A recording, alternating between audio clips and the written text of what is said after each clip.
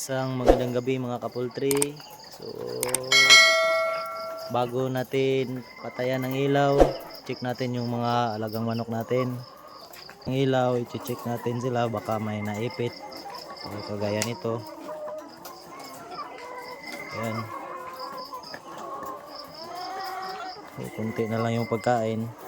So dapat patayan na natin na ng ilaw. Kasi may posibilidad na mag feeder picking kagaya dito. Yan. Kasi palaging naubusan ng pagkain tong set na to. So ito yung update sa extend natin guys. So, kunti na lang matapos na to. So sa pag-alaga ng manok kailangan talaga tiis-tiis lang, kahit kunti yung kita, hindi yung madalian. Dahil dito sa pagpupultry may income talaga dito,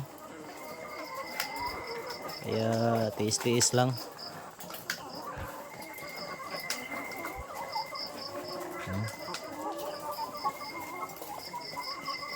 So hanggang dito lang muna guys.